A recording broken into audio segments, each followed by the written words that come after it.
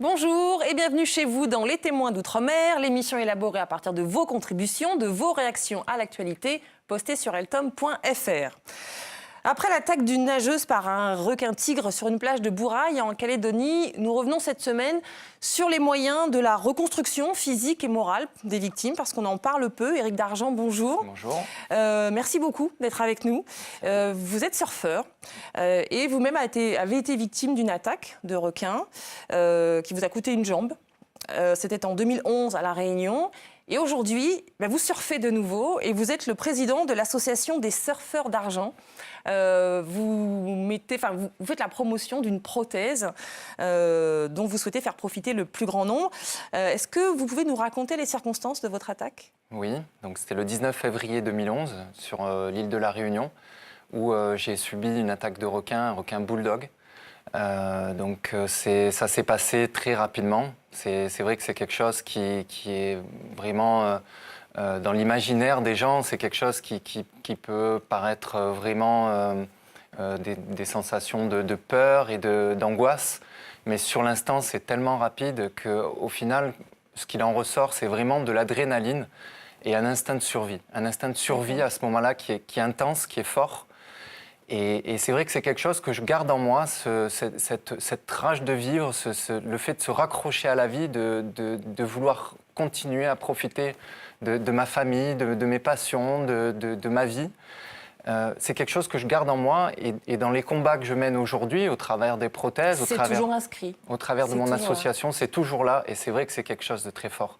Donc l'instinct de survie plus que la terreur qu'on pourrait penser triviale. Oui. Et je voulais justement vous demander, selon l'université de Floride, qui est censée recueillir tous les chiffres, il y aurait eu en 2015 98 attaques de requins, dont 6 mortelles. Alors on dit beaucoup que c'est un record.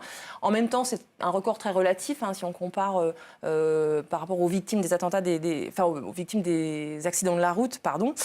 Mais ce type d'attaque, ça suscite une grosse émotion dans l'opinion et un emballement médiatique. Est-ce que vous savez pourquoi ? L'emballement médiatique, oui. Déjà, c'est vrai qu'une attaque de requin a ce côté sensationnel. Et c'est vrai qu'on utilise souvent le sensationnel, malheureusement, dans les médias.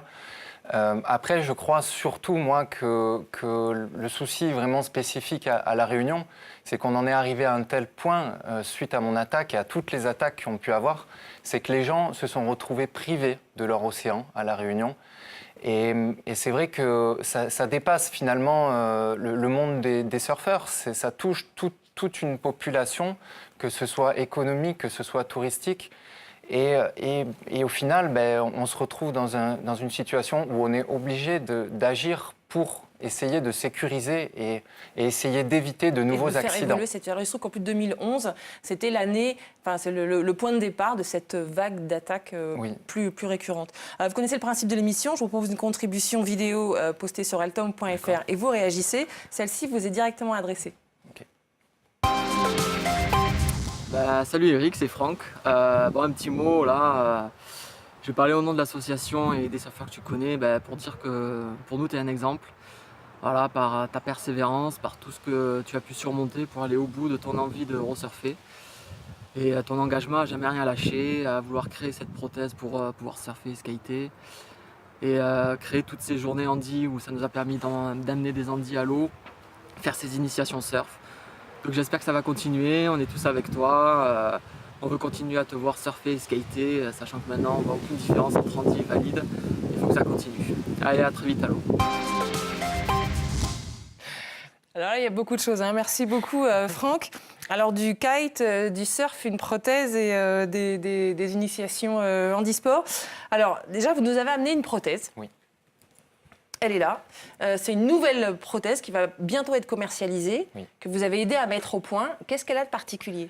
Alors déjà, cette prothèse, c'est un rêve pour moi parce qu'il y a 5 ans, quand je me suis retrouvé amputé, on m'a dit que le surf serait terminé, je ne pourrais plus surfer. Et je me suis battu, j'ai rencontré beaucoup de personnes et beaucoup de partenaires pour arriver à réaliser aujourd'hui une prothèse qui va être commercialisée au mois de mai. Cette prothèse s'appelle l'Easy Ride. Donc pour être Easy Ride, yeah. facile à rider.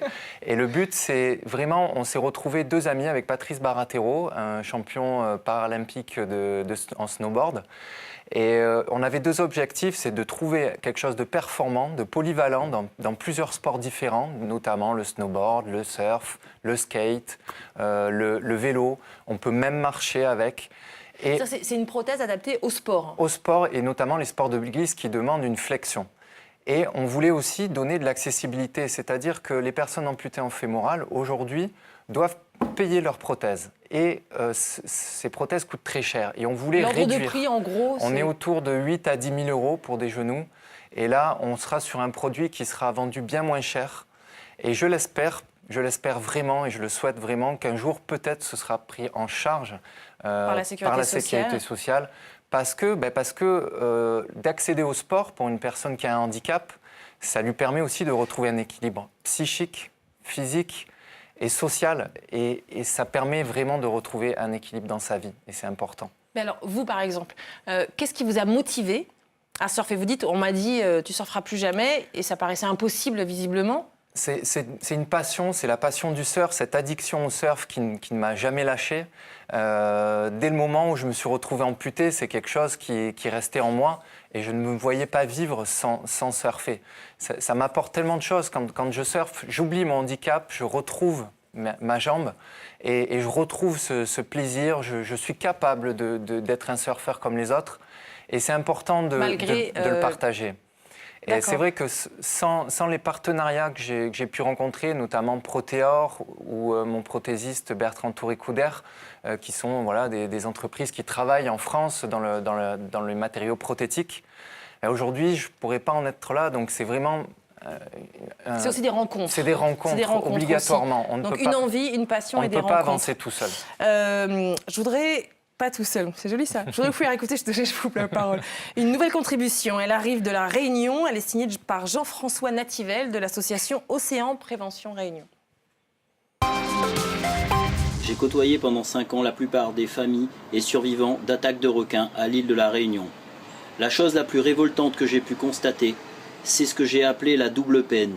Vous êtes d'abord meurtri dans votre chair et comme si ce n'était pas suffisant, c'est une partie de la société qui vous tombe dessus pour vous accuser d'être l'unique responsable de ce drame. Je pense qu'il y a là-dedans une responsabilité des spécialistes et des médias qui font systématiquement un amalgame entre une attaque de requins et le massacre des requins dans le monde, alors qu'il s'agit de 2 faits complètement distincts. Est-ce que vous partagez cet avis ? Alors Jean-François Nativelle, c'est aussi une personne que j'ai rencontrée au tout départ, après mon accident. Une des premières personnes qui est venue me voir quand j'étais dans mon lit d'hôpital et qui m'a contacté et en me disant je suis désolé de ce qui t'arrive. On avait vu que des requins venaient de plus en plus souvent, on avait vu qu'il y avait un changement qui s'opérait à La Réunion. Et c'est quelque chose qu'on est resté en contact. Alors effectivement, il y a beaucoup de choses que je partage avec Jean-François et notamment le souhait de retrouver l'océan. On ne peut pas priver une île d'un océan, on ne peut pas empêcher les gens de profiter de l'océan, mais profiter dans le bon sens du terme. Ça ne veut pas dire dégrader, ça ne veut pas dire détruire son océan, non, ça veut dire vivre avec. Vivre avec. Et là, les gens se retrouvent dans un état de tristesse, et on a accusé très longtemps les surfeurs d'être les responsables de ces attaques. Alors on les a accusés d'inconscience, de surfer trop tard, dans des zones où les eaux étaient turbides, troubles. Et on se rend compte que le nombre d'attaques font que ça a été à toute heure, ça a été avec toutes sortes l'eau a été, pour moi, l'eau était claire quand je suis allé à l'eau. D'ailleurs, vous parlez d'accident. Vous dites toujours l'accident. Ça aurait pu être. Est-ce que ça aurait pu être un autre type d'accident, un accident de moto, un accident de voiture? Alors pour moi, mon handicap maintenant, que je vis maintenant, oui, ça aurait pu, bien sûr que ça aurait pu être autre chose. Le résultat est le même de la manière dont je le vis maintenant. Maintenant, le fait de se retrouver avec une jambe en moins, effectivement, on se pose des tas de questions. On se dit si je n'avais pas été là à ce moment-là, on réfléchit, on évalue la dangerosité et la culpabilité. La culpabilité est présente et c'est vrai qu'on la ressent. Mais je pense que c'est quelque chose qui touche aussi toutes les personnes qui ont eu un accident. C'est quelque chose qui est, Et donc vous, qui est assez votre récurrent. solution en tout cas, c'est retour à l'océan et développons les activités handisport grâce à des prothèses comme celle-ci pour Moi, je crois vraiment dans le sport pour retrouver un équilibre pour les personnes qui ont un handicap. Je crois vraiment qu'on montre qu'on est capable de réaliser des choses malgré un handicap. Merci beaucoup Éric Dargent, désolé de vous interrompre, mais le temps m'est compté. Merci beaucoup, à très bientôt pour la suite de vos aventures. Merci à vous pour vos contributions, on se retrouve très vite sur eltom.fr.